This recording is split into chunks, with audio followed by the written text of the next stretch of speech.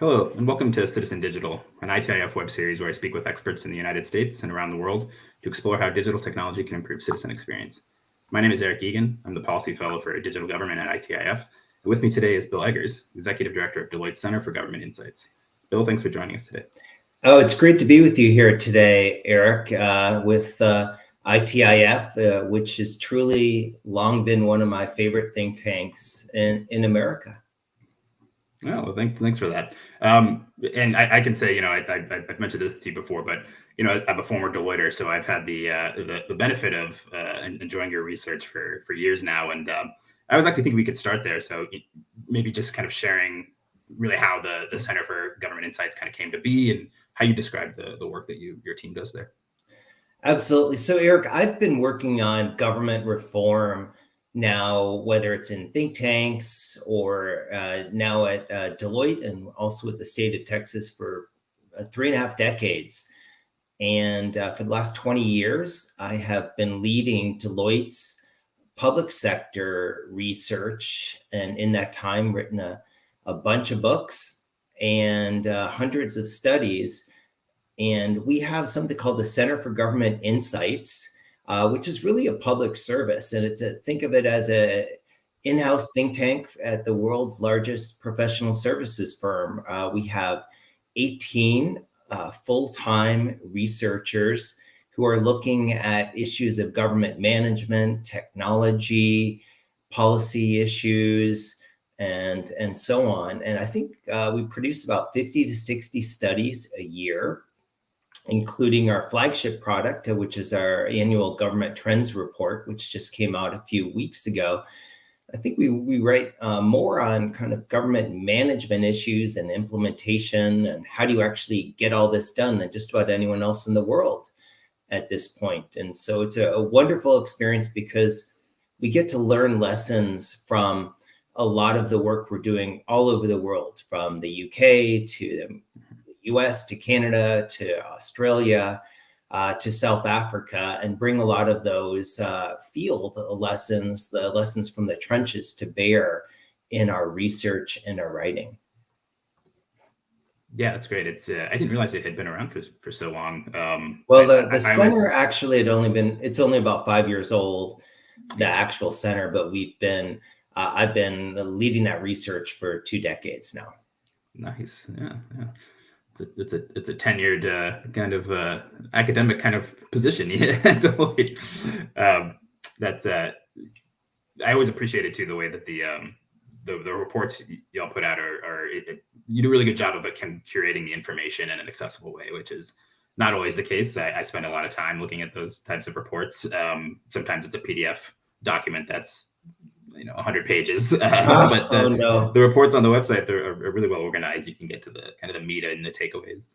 Well, Eric, we actually think of it in the same way you would think of customer citizen experience, in that you have to really focus on what are the needs of the user, really valuing their time. How do you make it as easy as possible for them to get the insights? Can you make the pages interactive? Can you make it come to life in different ways through video, other sort of interactive things, and really saying that very few people have time to spend 50 hours on a single report. So we want to be able to distill those lessons learned in a very easy to manage way for our audience, which is government leaders all over the world. Yeah. Absolutely. Yeah. You kind of saw through my segue there for my next question, which is, obviously this series is about citizen experience, specifically in government. And, just from your point of view, how would you describe citizen experience? You're just hitting on it a little bit, and not only that, but just citizen experience kind of broadly, but also the role in which digital technology plays in that experience, or increasingly plays maybe.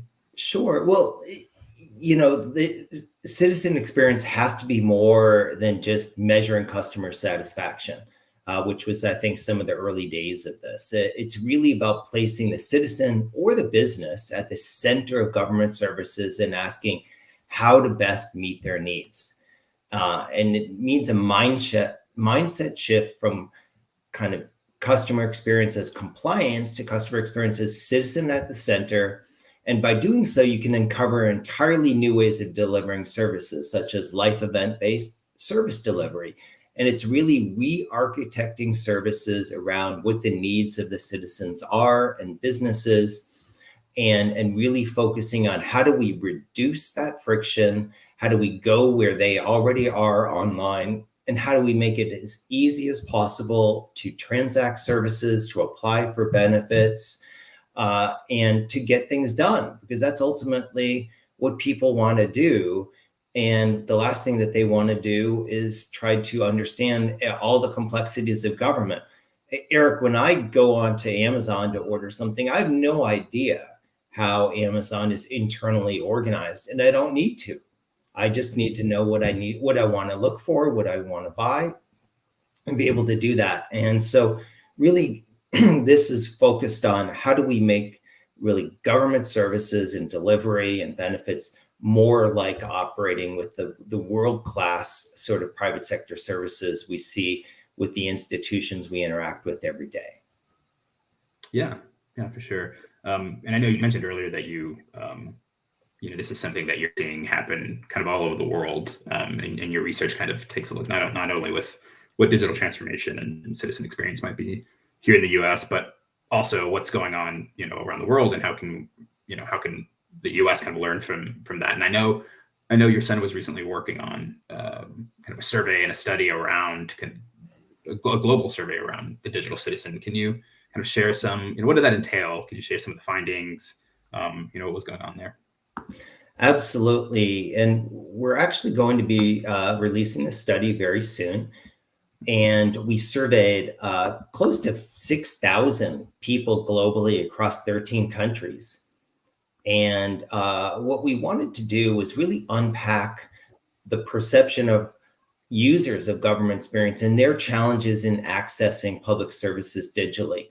We looked at everything such as digital identity, willingness to share data, trust in government of those surveyed. And it follows on some surveys we've done of government officials. What we found was some interesting findings. So first of all, I started first writing about digital government over 20 years ago. And I ran the eTexas Commission in Texas, which looked at this during the .com era. And there was a lot of hope there. And by now, I would have thought that we would have had most interactions with government were through digital channels. Yet only 25% of the respondents said often and always do they interact with government through digital channels. So that leaves governments with really a long journey to increase the availability of digital services and adoption. We found that satisfaction with digital government services globally lagged pretty far behind those of private sector services, 77% satisfaction in the private sector, 56% with government services. And we asked them, well, what are the major obstacles to interacting with government digitally? And what they said was that most prefer to interact with government through government websites and digitally, but navigating the websites and online services was cited as the biggest challenge while accessing government services. Other challenges were things such as privacy and security. And the good news is that these challenges can all be surmounted, and especially the navigation part with better citizen experience, with really a focus on the user experience, with the user interaction. And what we also found, there's a lot of reasons for optimism. Respondents are very open to sharing data with government when there are clear benefits. They're willing to share data in exchange for personalized services tailored to their needs, interests, and circumstances. And by the way, we found that UK respondents were the most willing to share data when there are clear benefits, which was a bit surprising to me. We also have found that better user experience can lead to higher satisfaction and trust in government. We actually found that a variety of surveys we've done, both in the US and globally, found a very high correlation between high satisfaction with interacting with government online and trust in government. So this is one of the best ways to improve trust in government, is to improve your citizen experience overall. So really, there's a long way to go still, but as we look at some of the leading countries around the world, whether it's Singapore, Estonia, New Zealand, and others, governments can reach this level by just applying a lot of these sort of basic strategies around user experience. Yeah, that's super interesting, and your point about the UK, a bit of that surprise. So as you know, I'm currently living in the UK, and yes, when folks kind of talk about digital IDs and that kind of thing, and it seems like there's supposed kind of hesitancy, but you know, it kind of seems that from your findings, there was it was maybe the hesitancy is maybe not necessarily because of sharing the data. It's, you know, maybe it's some kind of other hesitancy, but it's really kind of a receptiveness to sharing data if it does improve and streamline the experience with government services. And I'm wondering, I have a question here, and I'm wondering if, you know, the barrier, you know, the issue of experiencing kind of digital services and the issues with those experiences, is it more of on the kind of UX side, or is part of it also on the identification verification side, which is, so both can be noticeable barriers. If you go to a kind of a poorly designed website, you're like, I just don't know what I'm doing here. But on the other side, it could be, for instance, I'm thinking off the top of my head, passport services in the US, where you go in and you're trying to apply, you have to fill out a PDF, you have to prove your identity by going to Walgreens and taking a photo. You have to do a lot of these things to kind of prove who you are. You know, and something like a digital ID could maybe cut through that a little bit. So I wonder if I don't know if that's something y'all have considered and thought about it. Absolutely, Eric. You know, we've written a lot on digital ID over the last few years, and it is one of the core elements you need for really taking digital transformation to the next level. Without a secure digital identity, you're not going to be able to do various transactions across government agencies. When you look in Estonia, where basically, and throughout Europe, that tell us once only philosophy, where you only need to give government your information once, and then it will be shared through your, and having that digital identity. You can't have that without a digital identity. So it's absolutely critical. And in this area, we have much of Europe ahead of the US and Canada right now through the once only sort of initiative, which has been around for a while. And in the UK, I think there's a great example of this in terms of a life event around the death of a loved one, where previously, before the Tell Us Once initiative, you had to maybe notify 44 different government agencies when you had the very hard experience of the death of a loved one. And now you only have to do that once. And that's a real game changer, a life changer for many families that are going through this very, very difficult experience. And so the secure digital identity is really key. You're sitting there in the UK right now, and what we found was that 76% of UK citizens are open to a single secure digital identity to access all government services. And that's the highest of any country, including some countries which already have a uniform digital identity. So this is a really, really key element to making this all happen.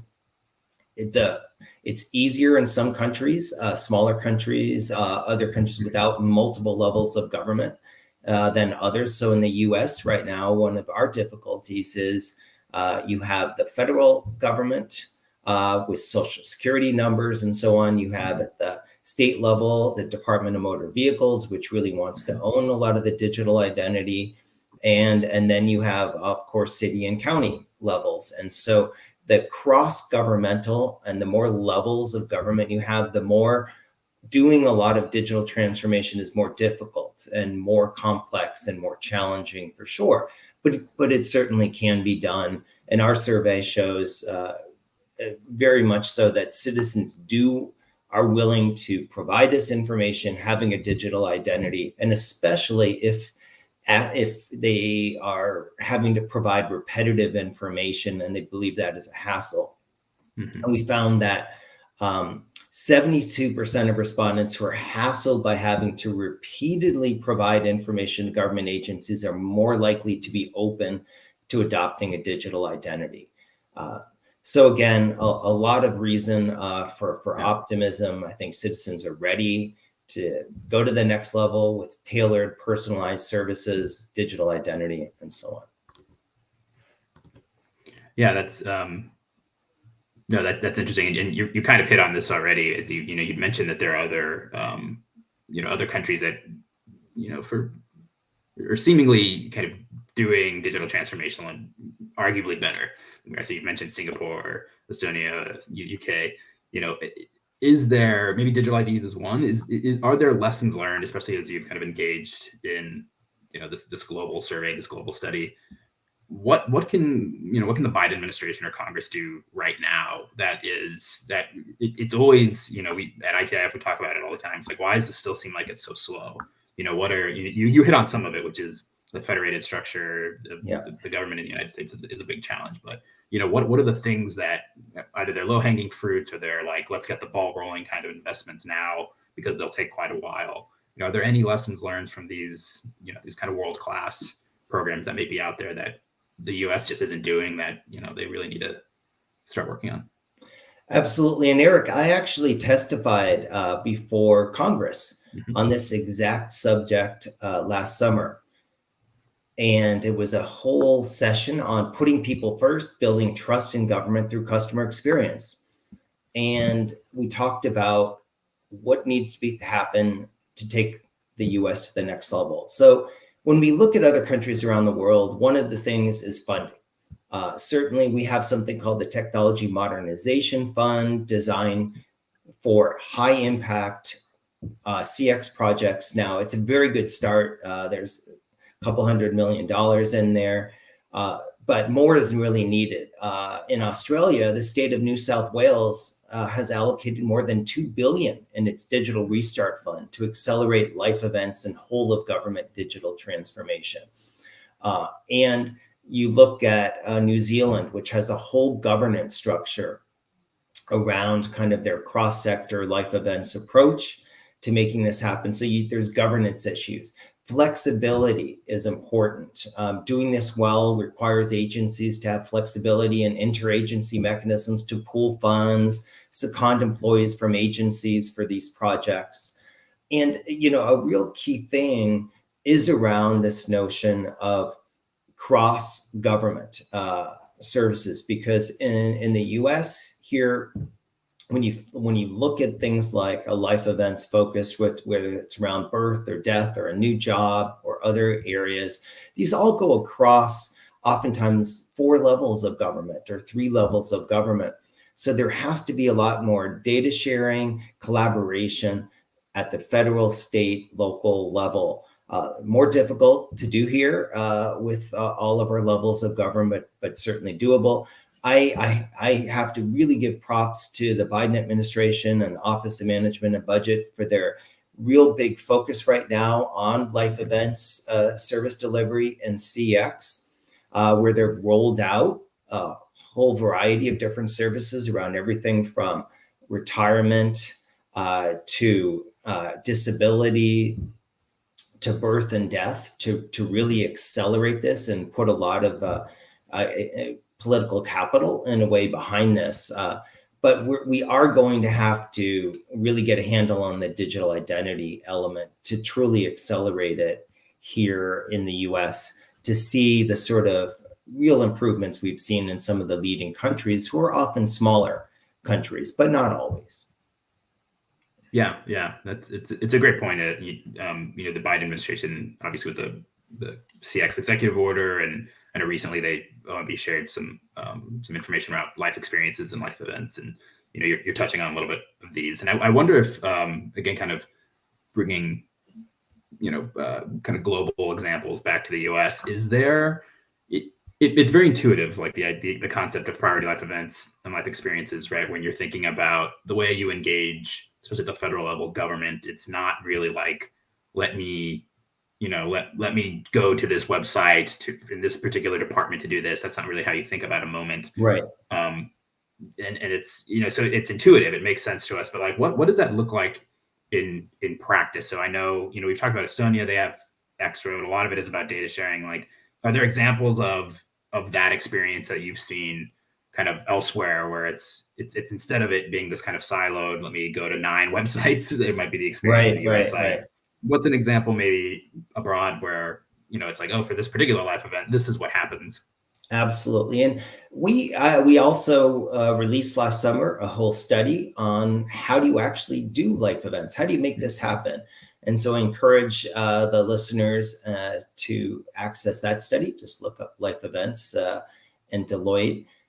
But let me talk about a few examples. In Portugal, Ukrainian refugees now can apply for temporary protection status through an online portal or in person. Once the application is approved, the refugees automatically receive 3 identifiers at one time: a social security ID number, a tax ID number, and a national health service number. And so there's multiple agencies behind issuing these numbers, but those are invisible to the actual users. And that's really the crux of life event services. A great example there for such an important issue. In Singapore, they have a mobile app called Life SG. It offers more than 70 government services through a single interface. The app covers life events like the birth of a baby, retirement, unemployment, and many others. In Finland, they have something called Aurora AI. And if you are looking to make a job change, you need retraining, any sort of issues around upskilling, unemployment, what the app actually helps you to do is it will take a lot of different government services and curate them, and it will say, here are some training you can use, here are some potential job opportunities, here are some educational opportunities, and using AI to do so, which I think is really the future when you look at kind of ChatGPT, generative AI, where you're going to be able to have government being much more proactive about service delivery and offering the sort of advice and that citizens really, really need. So I think we're at the really cusp of taking this to a whole nother level, and especially as we look at contact centers and other sort of interactions where people are going to be able to get sort of very empathetic, inclusive, human, positive experiences by using some of these new technologies and being able to do what they need very quickly in a tailored, personalized way, as opposed to a one-size-fits-all approach, which we've seen in the past. Yeah, that's great. So many wonderful use cases out there. It's no longer kind of a pie in the sky. It's really things that we're seeing and we're happening kind of around the world. So that's really cool. I know we're running short on time, so I'll kind of leave it with one final question, and maybe you've already answered this to some degree. But so when you think about citizen experience in digital government, what excites you most? Maybe it's something you've talked about already. Maybe it's, you mentioned AI, for instance. Like, is there anything that you really think is maybe more under the radar, but that you think is really exciting, or maybe it's something that is not on the radar? We're all talking about it. That's a great question, Eric. It actually revolves around something I wrote about over 20 years ago in an article for Public CIO called The Invisible State. And in that, what I posited was that I think what we can see in the future is where government is going to where you're already interacting, and you're able to interact with and complete a lot of government transactions, benefits, applications without actually maybe even going to a government website, through channel partnerships with your banks, the automobile dealers, with organizations that you're already interacting with. And it's woven seamlessly into whether it's life events or other transactions. Australia is now moving towards a model in their life events approach where they're also involving the private sector, nonprofit sector, and trying to bundle these.